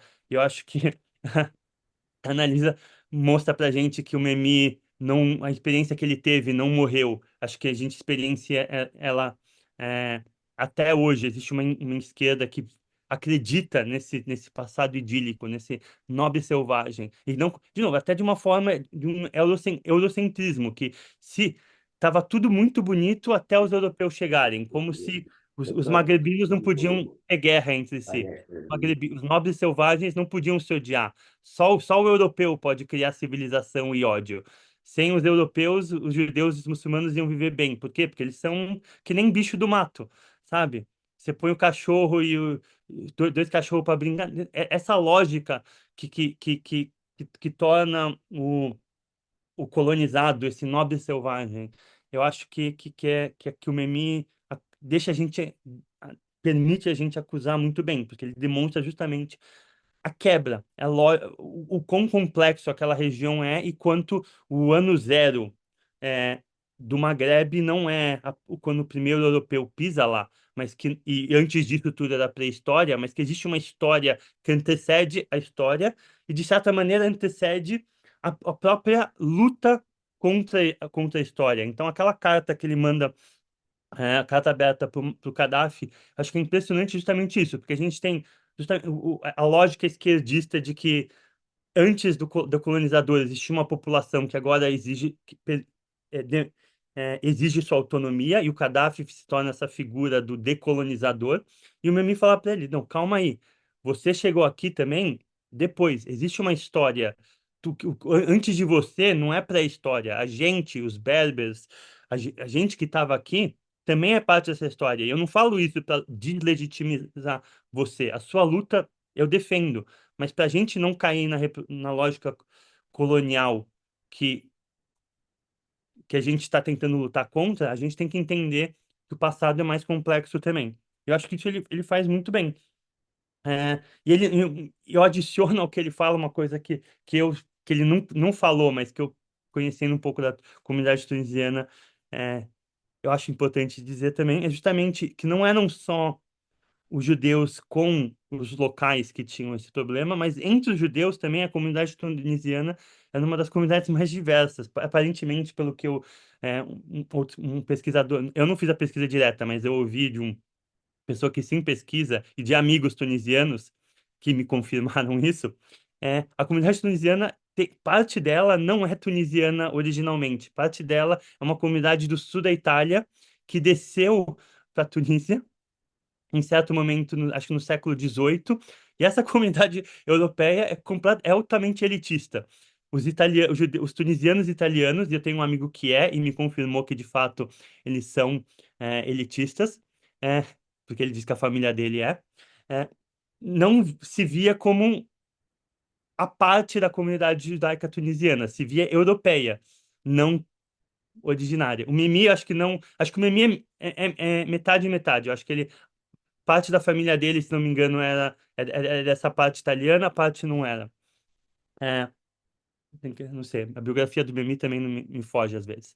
Mas é interessante de pensar justamente isso. De novo, o próprio argumento do Memi, a gente poderia dizer, mas os judeus têm ação. Não, depende que judeus, depende que lógica da judeidade. Isso anula o fato de que o Memi está falando faz sentido? Não, só complexifica, torna exatamente, eu acho que essa é a importância voltar atrás. E aí eu tento voltar justamente desse lugar, fazer a conexão de volta, sei lá, de volta, juntar as três apresentações com um ponto que eu acho que é interessante. Que, para mim, o ponto que é interessante é justamente como pensar é, sem, é, sem essa autoridade do lugar. Eu acho que o conceito de diáspora, o conceito de você entender os movimentos decoloniais, entender essa possibilidade desse deslocamento, que eu acho que, por mais que a palavra lugar ou não apareça em todos os lugares, mas a ideia de pertencimento, essa ideia de pureza, essa ideia de essencialidade, de autonomia, que aparece, pelo menos como um pano de fundo de todas as apresentações, tem que ser pelo menos as três apresentações tentaram dar uma outra pauta para essa conversa, tentaram desafiar essa autoridade do lugar, essa autoridade do pressentimento, da raiz, da originalidade. E eu acho que nisso a gente tem um pensamento decolonial per se, porque se a ideia de decolonialidade tem o seu sentido, é justamente não na ideia do original, mas para mim pelo menos na minha leitura, um conceito que eu gosto muito é um conceito da Gloria Anlusa, que ela fala do colonial wound, da ferida colonial. O que é a ferida colonial? A ferida colonial não é algo universal, algo que existe, algo homogêneo, mas essa ideia de que existe uma, uma ferida, uma marca, uma violência que é comum a todos e que marca de novo, que cria um problema. Ela não fala exatamente do algo que fecha ou que abre, mas esse problema, essa questão fica em aberto. Eu acho que essa questão, eu vou fechar por aqui, apareceu para mim de uma forma muito interessante nas três apresentações. Acho que é isso. Espero que tenha feito algum sentido. Eu Uhum. tentei pensar enquanto eu falava. Obrigada, Jonathan. Acho que a gente pode seguir a ordem, né, das apresentações, então, Annelise, Tamara e Daiane também, para, enfim, fazer essa resposta e diálogo. Obrigada, Jonathan, pelas observações. Obrigada, Carol. O Hegemonia e Estratégia Socialista foi publicado no Brasil em português em 2015, porque foi o ano que eu comprei. É, então, ele está disponível já tem muito tempo. Eu não sei se ele foi reeditado depois disso, mas em 2015 ele estava disponível. E eu comprei assim que saiu. E eu acho que sim, acho que tem discussões interessantes e é um pouco isso, né? A ideia de pensar que deslocar essa base, que é aquilo que os estudos, os pós-estruturalistas e depois os pós-coloniais vão buscar no Marx, vão buscar no Gramsci, vão discutir algumas coisas, e os decoloniais vêm para bagunçar um pouco mais esse cenário, e que eu acho que é bem importante. Apesar disso, essa junção de pautas, e essa própria noção, né, de que há uma tentativa de coesão entre pautas diversas, eu acho que ela vai na contramão daquilo que tem sido usado como acusação, que é, por exemplo, a questão do identitarismo. Não, você fragmenta, fragmenta, fragmenta, fragmenta, e tem milhões de identidades sendo acionadas, e pautas e demandas sendo reivindicadas, então não há qualquer possibilidade de coesão, não haveria qualquer possibilidade de coesão, a menos que essa figura imaginária do inimigo comum, do inimigo único, seja conformada. E ela é imaginada, não há um inimigo comum. E agora eu estava te ouvindo bem no finalzinho, né, quando você está falando sobre essa questão que também não deixa de ser uma construção muito frágil e que não se sustenta. E eu lembrei muito de uma fala da Chimamanda, que é um fragmento que viralizou lá pelo meio desse ano, a respeito de uma interlocução dela no Roda Viva, enfim, ela estava online. E aí tem alguém falando sobre religiosidades de matriz africana e sobre a própria construção religiosa, seja da Nigéria, ou seja dos países de África, e o impacto dos colonizadores em cima desses povos. E a Chimamanda fala de modo muito preciso e encantador, como só ela poderia ser, que na família dela, por exemplo, não houve qualquer problema no sentido que nós do lado de cá vemos ou pensamos que poderia haver. E ela questiona um pouco esse imaginário em torno da ideia de colonização lá em África, e ela fala isso, a minha família é uma família cristã, nós nunca tivemos qualquer tipo de contato com religiões mais originárias ou tribais, ou com aquilo que no Brasil se convencionou chamar de orixalidade. Essa não é a minha realidade. E alguns valores, alguns modos de resistência, algumas formas de estar no mundo são moldados pelo cristianismo, e isso nem de longe foi um problema, muito pelo contrário. E aí ela faz uma série de exemplos, da mãe, da avó, de como ela própria, e que isso também não a impediu, ao se tornar uma pessoa autônoma, de construir questionamentos, inclusive, contra a colonização ou a própria ideia cristã sobre os povos em África. Então, acho que é um bom exemplo. E é isso que você falou, né? Não há possibilidade de você imaginar que antes do colonizador chegar, tudo era maravilhoso, as pessoas se amavam, não havia tensão, não havia processo de escravização entre povos originários, não havia disputas, não havia guerras tribais, não havia distinção entre as etnias, não havia processos de um tomar o território do outro. Não, isso tudo foi o colonizador que trouxe. Mentira, desculpa acabar com o sonho de alguns, né? Porque estamos falando de seres humanos, né? E de sociedades que estavam ali constituídas de acordo com a sua realidade, naquele contexto. Os impactos da colonização são outros, sem dúvida alguma. Não, e tira a Mas agência o dessas que eu... pessoas também, né? Vamos ser sinceros. Exatamente, exatamente. E aí, eu estava aqui também, enquanto eu te ouvia, pensando, vou citar, porque está presente, o professor Saul Kirschbaum, que é o decano do nosso laboratório lá na PUC, e que me dá a honra de ser pesquisador do grupo que eu coordeno. Ele tem uma fala que é muito importante, e ela me é muito importante, a respeito dessa leitura angelical e sagrada de judeus, por exemplo. Né? Só porque ele usa a questão em torno da judeidade como um homem judeu que é. Ainda que sagrado ou angelicação não tem a ver com o judaísmo, né? Mas o Saul sempre nos fala sobre isso. Você deslocar o judeu do lugar de vítima complica tudo. Complica qualquer análise que se queira, porque o judeu precisa ser vítima. O judeu não pode ser algoz, nunca. Os judeus não podem errar, não podem nunca ter feito nada de errado, não podem ter entre suas fileiras pessoas sem caráter. Vale o mesmo para qualquer grupo. E esse é o meu ponto. Esse é o meu ponto. Quando eu estava, ao longo desse processo, desde o 7 de outubro, entrando em embates com algumas pessoas de muita relevância, ativistas históricos, pessoas que eu conhecia a vida inteira, e debatendo com essas pessoas, de esquerda em sua maioria, mas boa parte delas, dos ativismos LGBT, você ser um negro ou uma negra LGBT, trans, sei lá, pessoa com deficiência, no que isso anula a possibilidade de você ser um antissemita? Em que parte isso se torna tão sagrado, te torna tão sagrado, tão acima do bem e do mal, que você pode destilar, por exemplo, o antissemitismo à vontade e está tudo certo. E da mesma forma, esses grupos cristãos que eu citei no trabalho aqui, e que estão, sim, na minha ótica, ao se apropriarem de simbologia ritualística judaica e ao impor uma conversão, e eu vejo isso o tempo inteiro, no serviço de Yom Kippur desse ano, estava novamente muitas pessoas fazendo isso. Nós amamos os nossos irmãos judeus e nós sabemos que em algum momento eles vão se converter a Cristo. Esses são os discursos. O nome disso é etnocídio.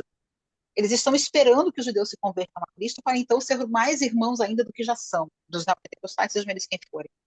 Então, acho que, obrigada pelas considerações, eu anotei várias coisas aqui, mas só para fazer uma devolutiva para você, mas eu acho que é sobre isso mesmo, assim, é sobre esse lugar de uma sacralização dos povos originários, dos não colonizados, do que a decolonialidade tem nos levado a fazer, do que a junção de algumas pautas passa essa impressão falsa de que temos agendas comuns contra um inimigo comum e não temos, e nada nunca, para mim, vai justificar pessoas comemorando, queimando bandeiras dos Estados Unidos porque as Torres Gêmeas caíram, e celebrando Bin Laden e Al-Qaeda como resistência, da mesma forma como nada nunca vai justificar pessoas na Avenida Paulista, a 10 minutos da minha casa, usando camisetas do Hamas. É isso. Obrigada. Exatamente, Saul. É isso. Para começar, obrigado. O mundo faz mais sentido agora para mim saber que esse livro foi traduzido em 2015.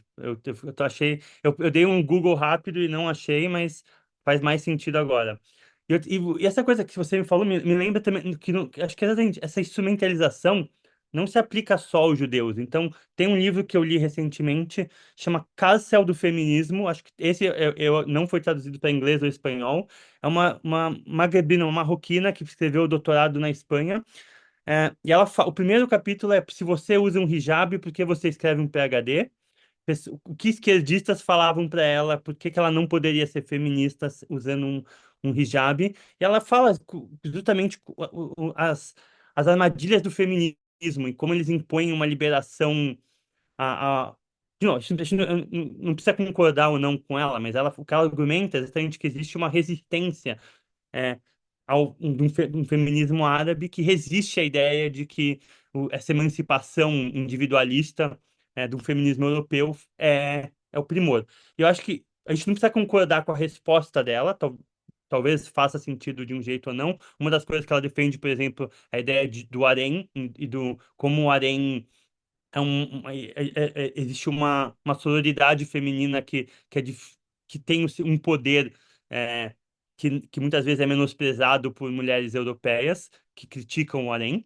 E a gente, de novo, não precisa concordar com isso, mas eu acho que pelo menos o diagnóstico dela ressoa com isso, só para tentar dizer também que não é algo que eu concordo tanto com você ao ponto de dizer que não só se aplica aos judeus, se aplica quase universalmente essa arrogância que uma certa esquerda tem. Hum. Bom, fazendo as minhas considerações, obrigada, Jonathan, achei excelentes, assim. Eu nem sabia que Amsterdã tinha esses dois nomes, eu achei super curioso, assim, até queria colocar como uma nota de rodapé na minha tese, assim, achei que pode ser uma coisa super legal e chamar de Makom, né, realmente, assim, com a presença judaica, achei isso super legal. E acho que pensar mesmo, né, quando você disse, eu não cheguei a ler o Traveling Homeland, mas já escutei muito sobre a Torá como essa a Torá como essa caixa, né, esse lugar viajante que acompanha as comunidades. Eu acho que é um pouco isso que eu trabalho, e eu tento trabalhar com o que é o artifício do Beit Samer Dalet, porque, no final das contas, né, ela é esse rolo, esse pergaminho com letras escritas, né, nessa tinta preta. Tem até um midrash maravilhoso que fala da Torá, que é escrita no fogo negro com fogo branco, assim, que é essa explosão, né, de espiritualidade que acompanha, então, essas comunidades, e nasce também em contraponto a uma religião, a uma civilização, vamos dizer assim, que é a civilização egípcia, que que fixa, né, suas divindades de forma muito concreta, com as pirâmides, com os templos, com a fixação da múmia, né, que é a tentativa de sempre fixar no mundo material mesmo isso. E aí, quando, então, né, esses hebreus saem dessa escravidão do Egito, então eles inventam para si um Deus portátil, né, que é a Torá, um Deus portátil que habita o livro, que habita as interpretações. Quando você abre um Talmud, você vê discussões de 2000 anos numa página, né? Tem o Rabino X comentando com o Rabino, tipo, é, então acho que tem, né, ver esse lugar como um espaço móvel de discussão que acompanha essas comunidades, nessas diásporas, eu, eu acho que é um ponto-chave, assim, muito importante. E, para mim, pelo menos, me lembra muito o que a gente estava conversando no começo sobre esse cartaz da peça do Leste, né, da Casa do Povo, que foi essa peça que está, o cartaz que está atrás da parede do Yonah, que é sobre o sopro da diáspora, né? O velho vento do sopro nômade da diáspora, que acompanham, então, essas comunidades, e acho que também tem a coisa do sopro como espírito divino, assim, né? Que Deus sopra, então, na massa que ele moldou, que é Adão, sopra esse espírito divino e cria-se, então, o homem, né? Então, e é a mesma coisa do Golem, então, essa coisa da criação da palavra que cria e descria. O Golem como esse boneco de barro, que então escreve-se a palavra Emet na testa dele, que é verdade, um dos nomes de Deus, e aí esse boneco então ganha vida. Então, como a palavra pode criar e descriar mundos, acho que cria-se um pouco nesse lugar, né? Cria-se comunidade, descria-se comunidade, aciona-se essa claridade, desaciona. Eu anotei também do Tefilim, eu sempre converso com pessoas e aí a gente sempre cai na questão de que, mas a kippah, ela foi meio que, entre aspas, inventada na década de 50, porque os homens usavam mais chapéu e antes disso usavam um outro tipo que não era essa kippah moderna que a gente vê que é fina, então eu achei o Tefilim um super, super exemplo, assim, e eu acho que vai muito no caminho quando você diz sobre que no tefilim, no Shabat realmente não se usa tefilim, você já está vivendo o espaço sacral, né? Você está já na sacralidade do Shabat. O Shabat também como os templos, esqueci o nome agora do Rabino Abraham, mas ele fala, esqueci o nome dele, mas ele fala que o Shabat como esse templo Heschel. móvel, né? O Heschel, o Shabat como esse templo móvel. Então, acho que super, até anotei aqui. E aí, eu acho que a questão do Eruv, talvez tenha me expressado mal, mas concordo totalmente com você. Não acho que o Eruv não é um não lugar. Muito longe disso. Eu acho que o Eruv é um território real, físico, em que coisas acontecem, assim, né? Tipo, ele não é esse lugar do não lugar como o liso, né, o pastorizado, assim como shopping centers, como aeroporto, que é essa coisa do liminal spaces, né, um lugar do liminal, não. Ele pode ser um limiar da transição, mas ele não é um não lugar. Ele é um, e me lembra muito, né, quando a gente diz também, lá no comecinho, quer dizer, no finalzinho lá da sua fala, quando tem essa amarração entre as comunicações, que eu também penso muito, que é essa coisa das sinagogas, né? Como eu venho da arquitetura, eu sempre tento trazer, então, para essa construção da espacialidade da física, né? E aí tem muitos rabinos dizem que uma sinagoga nunca uma sinagoga ela nunca pode ser destruída. Ela só pode ser destruída se a comunidade que frequenta essa sinagoga e vive essa sinagoga se locomova e se estabeleça num outro lugar. E aí sim essa sinagoga é destruída e aí se constrói. Então pensar que na verdade o lugar não é a sinagoga, né? É a comunidade que transita por esse território e que habita esses lugares, sacraliza eles, transforma eles em espaços de religiosidade. uma outra coisa que a gente sempre pensa, também pensando na arquitetura religiosa, principalmente para sinagogas, é que qualquer ambiente poderia ser uma sinagoga. Onde eu estou poderia ser uma sinagoga, a depender dos objetos que sacralizam, então, essa relação com Deus. E a depender do jeito que eu direciono esses objetos, né? O Aron HaKodesh, que é a arca sagrada, a Bimá, que é a mesa onde se lê o livro, eu consigo entender se é uma sinagoga Ashkenazi, Sefaradi, se é uma sinagoga Mizrahi, se é uma sinagoga Rabat, se é uma sinagoga Massorti.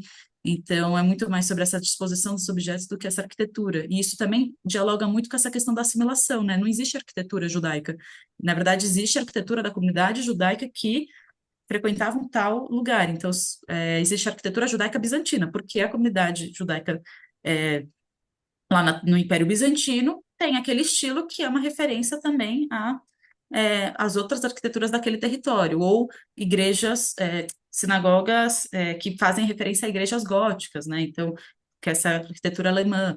Então, acho que é sempre super legal. Muito obrigada. Nossa, eu só preciso dizer que eu pensei, tipo, eu não quero ficar interrompendo, parece que eu fico interrompendo sempre, mas é que uma coisa surgiu na minha cabeça que interessante. Que eu não tinha pensado nisso do Mitraim, porque Mitraim não é estreito. A palavra Mitraim vem da palavra estreito. Então, Aham, para mim, é uma coisa interessante de se pensar justamente isso de tipo a qualquer judeidade é uma escapatória do estreito, é uma sim. ideia de espacialidade. Então, você fugir do estreito é você fugir, é você ter um espaço, você criar área, né? E Uhum, acho que isso é interessante, até porque, pelo que você falou em seguida, que é talvez o paradoxo de que no Egito você cria algo imanente justamente para, pelo menos na nossa concepção, a gente não precisa entender, não é literalmente o Egito, mas sim. da perspectiva É a judaica. simbologia do Egito, né? Tipo, É, da escravidão, sim, é. sim, o que que é escravidão? Você cria você cria pirâmide, você cria todas essas coisas idolátricas para escapar do mundo, para ter uma perspectiva estreita. Você tem o físico, uma imanência que se torna não espacial, Uhum, versus, eu acho que é aí que se torna interessante, uma espacialidade judaica que não é imanente de certa maneira. Não tem pirâmide, não tem estátua, não tem sim, palácio, tem uma coisa móvel. Então, como essa dinâmica de espaço se torna interessante entre você, você cria uma espacialidade que não é, acontece versus uma perspectiva de estreitidão que aham, materialmente sei lá, sim, e que acontece logo em seguida, né? No sentido, seguida não assim de eventos cronológicos, mas tipo, que quando eles saem do Egito não são judeus, né? São hebreus que aí se tornam judeus com o recebimento da Torá. E eu acho muito legal sempre pensar no, no templo móvel que esses hebreus levavam, né, ao longo do deserto. Então, tipo, que se caminhava, então aí criava então o Mishkan, que é esse templo móvel, e aí descriava ele, né, também como um lugar de sacralidade. Eu acho que, mas nossa, esse lugar eu não tinha feito a relação do Mitzrayim como estreito, mas, né, estreito de fugir e da possibilidade de criação de possibilidades de pertencimento também nesse limiar, né, para além da definição, porque eu acho que quando o estreito também vê esse lugar de definição, né, tipo de palavras muito concretas, muito pré-definidas, e quando você também se liberta um pouco dessa absoluta certeza que é a definição, você pode viver, acho que o liminal, o limiar, né? Muito legal, muito obrigada. ah, Eu, eu quero agradecer também pelas colocações. Não conheci o filme, vou assistir agora, logo.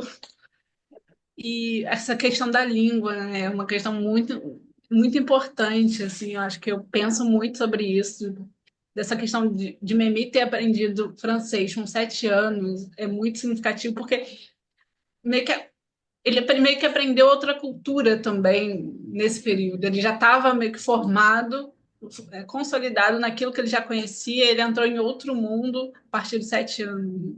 Então, isso é uma outra ruptura que eu acho muito interessante, a questão da língua como uma forma, você fala, uma forma de socialização e também outra forma de fratura entre o mundo que ele veio e o mundo que ele está entrando, entre o que ele era e o que ele vai ser. Sempre tem a questão também da comunicação, né, com a família, né, daqueles que, por exemplo, Memi aprendendo francês, indo para a universidade, ele está saindo daquele mundo, daquele gueto que ele estava. Então, como que essa comunicação vai se estabelecer a partir de agora, né? E eu acho que eu encontrei pouco isso no livro, Estátua de Sal, eu queria ter encontrado mais, assim, em relação a essa preocupação do personagem, e tentar entender melhor. Eu encontrei isso no Abercrombie, no Primeiro Homem. Eu acho que no Primeiro Homem tem bem clara essa ruptura de classe também, né? De um personagem que vai para a universidade e que deixa a família meio que, né, para trás. Você É ia que eu acho, falar? não, acho que ele acha que ele é óbvio, né? Eu acho que para Uhum. ele, né? Acho que para ele, essa sensação que eu tenho, porque por isso que eu enfatizei, para ele é meio óbvio que esse não, esse deslocamento, que ele vê para ele se torna transparente. É óbvio que essas coisas não, que ele não está saindo de um lugar claro para outro, que esse que, que essas linhas não passam. Então, por isso que eu acho que não é tão, pelo menos essa é a minha leitura, ele não tem a necessidade de enfatizar. Pra gente, é uma necessidade de enfatizar, mas pra ele é tipo, essa é a situação. A gente aprende línguas, a gente, entendeu? O cara que mora 3 ruas daqui não fala a mesma língua que eu, óbvio. Só que pra gente, né, entendeu? Vivendo nesse lugar, eu acho que por isso que eu. Bom, não quero interromper. Desculpa. Uma ruptura que eu quero trazer nesse capítulo também, que eu acho que para ele é óbvio, né? Eu também concordo. Diferente do Camus, que eu acho que para o Camus foi uma ruptura existencial, foi uma coisa assim, não sei, muito, muito, muito mais grave, assim, no sentido de identitário, né?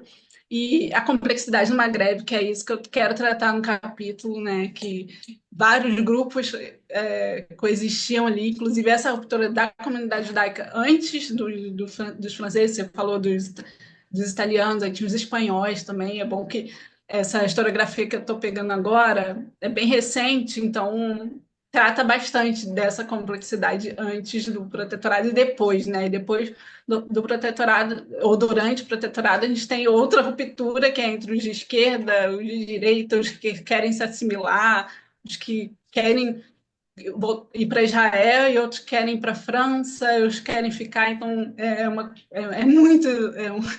complexidade muito grande, né? Essa coisa de existir uma história anterior, né, aos colonizadores, isso é muito importante, né, porque o colonizador francês chegou lá do nada, né, existia uma estrutura, existia uma comunidade que estava se firmando e que aí o protetorado veio e também modificou, então várias modificações, né, e, e a questão da ferida colonial é outra que eu sempre friso, né, por isso que eu trago aquela frase principal, é impossível tratar do judaísmo no Maghreb sem tratar da colonização, né? É uma ruptura, por mais que não sei se existe outro mundo antes e depois, mas existia uma mudança. E essa mudança que eu quero tratar, né? Então, e principalmente como que essa mudança atingiu o Memi, a identidade do Memi, a identidade dele em si, como intelectual e como judeu. Mais ou menos isso.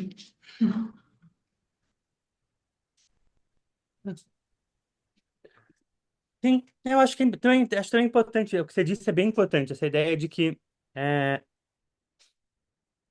por mais que não existia antes, também é importante sempre frisar o impacto do que aconteceu. É, é, porque, nossa, eu não sei nem o que responder, porque eu concordo plenamente, só. Eu não tenho muito a adicionar, além de dizer que eu acho que é exatamente isso.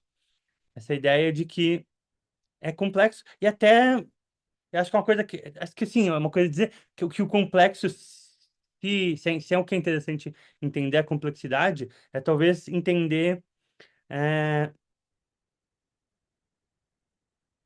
por que que é importante entender a complexidade? Não só pela curiosidade, eu acho que isso para mim também, de entender o que se passava ali, mas de novo voltar para esse tópico que eu acho que aparecer também, para tentar fugir de uma simplificação, porque eu acho que muitas vezes o que acontece, o outro lado desse é, passado idílico é, é essa ênfase no poder colonial também, de que nada escapa dessa.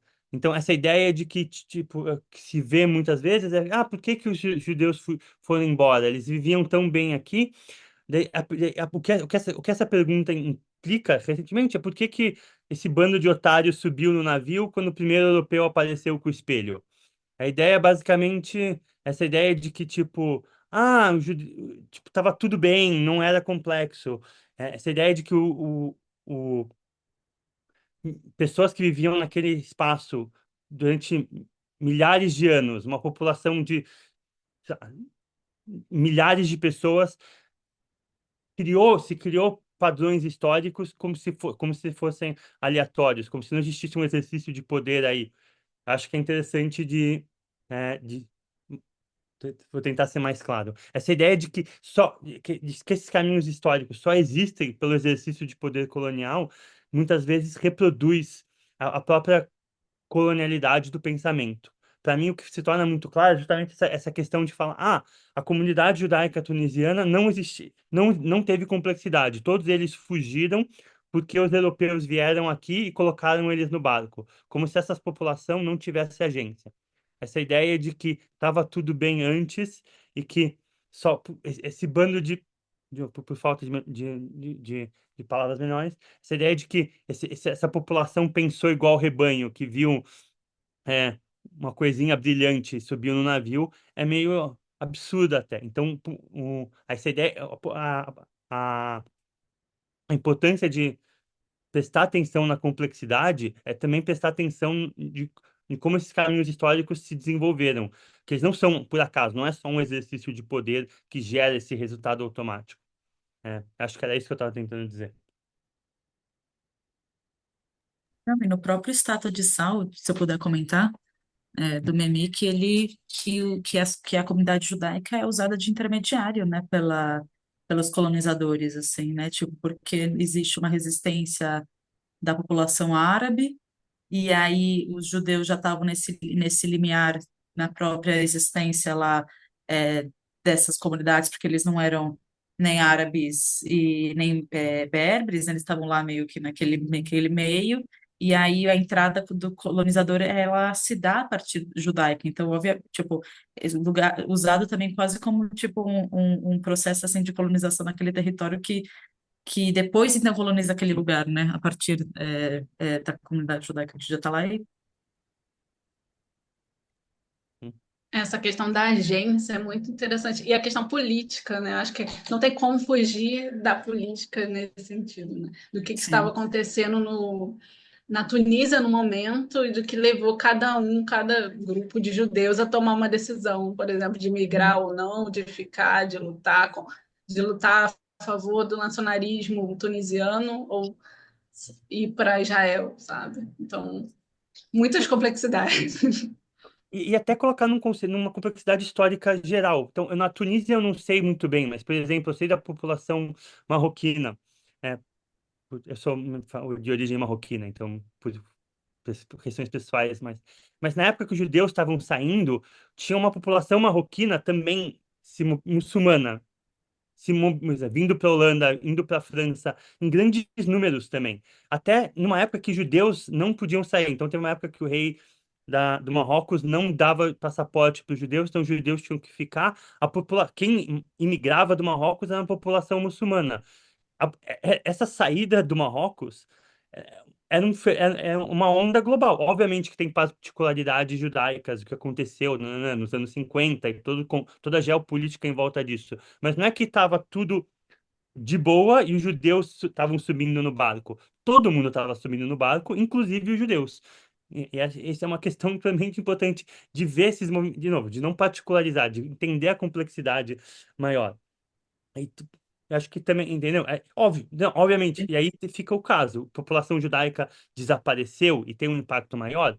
Sim, mas é, também é importante frisar o panorama geral, para também dar contexto e não tornar esse caso particular, não particularizar, não criar essa coisa do extraordinário. Focar no comum também é importante, eu acho.